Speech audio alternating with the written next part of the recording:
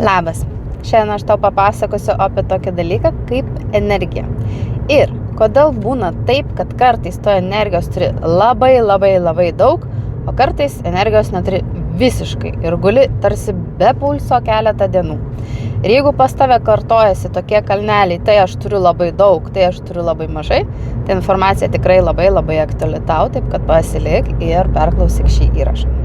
Tai mano vardas Indrė, esu kaučerė, hipnoterapeutė, empatė ir šiandien tau papasakosiu apie tai, kaip valdyti savo asmeninę energiją.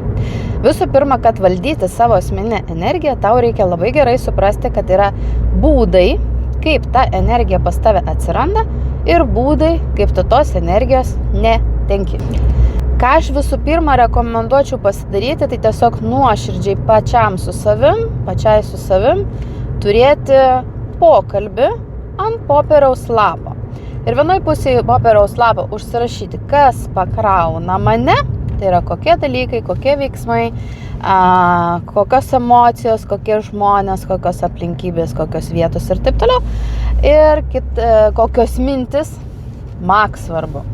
Ir kitoj pusėje tiesiog užsirašyti atvirkščią variantą, o tai kas tada iš manęs išsunkia tą energiją. Tai yra kokios mintis, kokie žmonės, kokios aplinkybės, kokie darbai galbūt ir taip toliau. Ir tiesiog realiai juodu ant balto pamatyti, kad yra dalykai, kurie tave pakrauna, kurie iškrauna. Bet kas šitam pratime nepasimatys, tai nepasimatys vienas labai svarbus dalykas.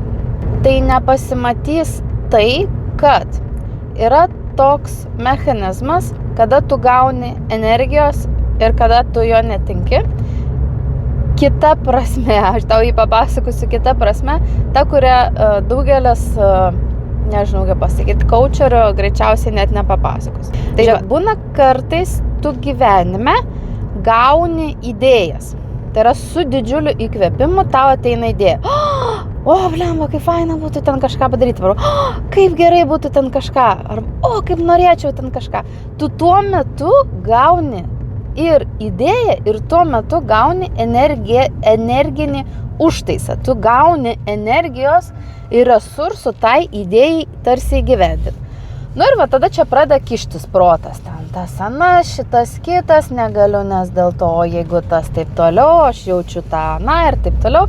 Ir dažnu atveju žmonės tos idėjos net realiai neįgyvendina. Bet energija, kadangi jisai gavo, tai jeigu tą energiją pradedi taškyti kairę dešinę, kaip įsivaizduokit, jūs gavote, nežinau, labai netikėtai gavot 1000 eurų, tiesiog gavot 1000 eurų ir jums taip, ir jūs staigiai ištaškysit tos pinigus, tiesiog kairę, dešinę ir tą pirksit ir šitą ir trečią. Kas liks jums? 0 eurų. Tai lygiai tas pats. Jūs gavot energijos, jūs gavot vidinį tokį užtaisą, kurį jūs galit kažkur panaudoti ir tą panaudojat savo tą vidinį resursą, vidinę energiją, tiesiog bimbam.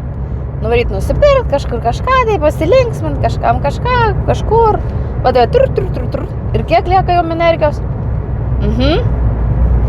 Tiek ir lieka. Ir dar prie viso to jūs turite darbus, kurios ar šiaip ar taip jūs turite juos padaryti. Ta prasme, yra dalykai, kurių mes negalim tiesiog nepadaryti. Ir jūs padaro tos dalykus į minusinį dargi resursą.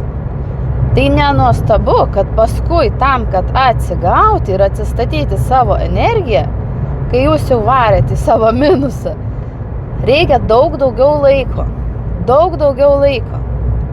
Maža to, kad jūs neįgyvendinot idėjos nuostabios, kurį jums atėjo.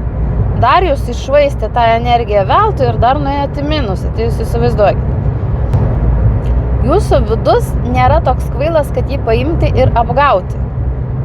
Ir jeigu jūs energiją švaistysite kairę į dešinę nesvarbiausiam dalykam, tai jisai jūs paguldys į lovytę pagalvoti, ar jūs gerai elgiatės.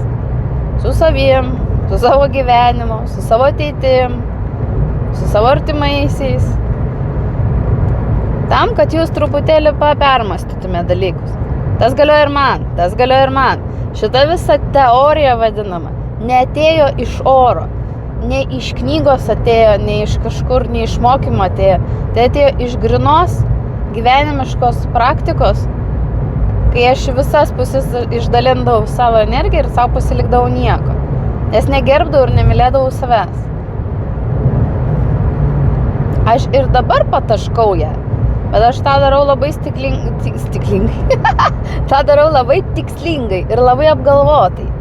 Kur dėti energiją, kur nedėti. Ir aš pamatuoju per savo vidų, tai paklausiu, o aš kaip aš pasijausiu geriau, jeigu aš tą padarysiu arba kaip aš pasijausiu.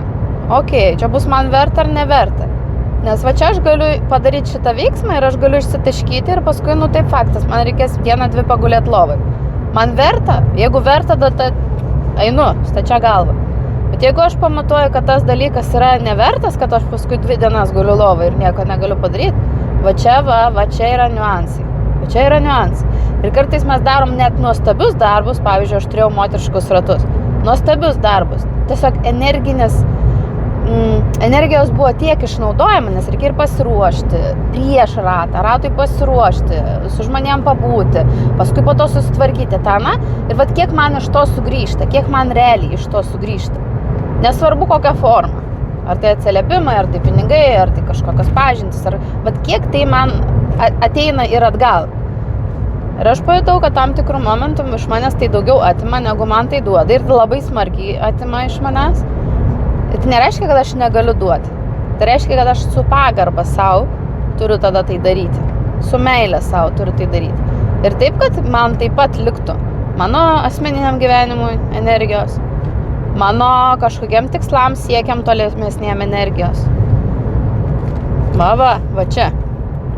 Išsitaškyti mes galim labai greitai. Taip kaip ir atlyginimą gavę. Ta pačią sekundę gavę. Tai gavau ir iš karto permečiau į kitą sąskaitą. Viskas, nebėra mano atlyginimo. Tai čia lygiai taip pat.